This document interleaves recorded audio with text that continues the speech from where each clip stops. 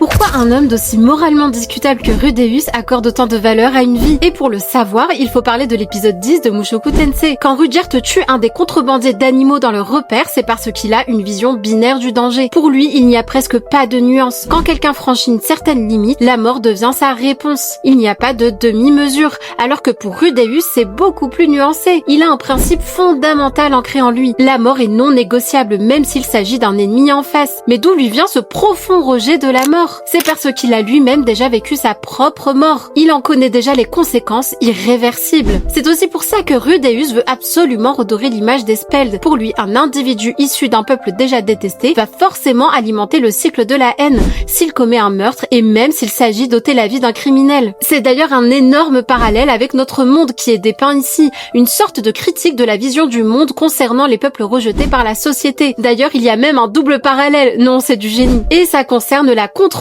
sur la traite des animaux, quand Eris minimise leur sort. Donc quelle valeur accorde-t-on à la vie et y a-t-il une hiérarchie? C'est encore plus intéressant quand on pense à la scène de la forêt dans l'épisode 11. CF ma dernière vidéo si vous l'avez pas encore vue. Au sujet de ce trauma que la mort provoque chez Rudeus. Alors oui, il souhaite à tout prix l'éviter. D'ailleurs, j'ai remarqué ce trait de caractère chez lui depuis le début. N'oubliez pas qu'il meurt dans sa première vie en sauvant des jeunes d'un accident de la route pour éviter la mort. Oui, c'est une peur profondément ancrée et je dirais même que c'est la pire des punitions pour lui. Pour vous dire, j'ai déjà même une théorie. Je pense que c'est peut-être bien ainsi que ce nouveau monde qu'il pensait au départ irréel va l'éprouver, avec la mort qui se propage autour de lui à cause de ses propres choix et dérives. Et on le voit déjà dans ses premiers épisodes.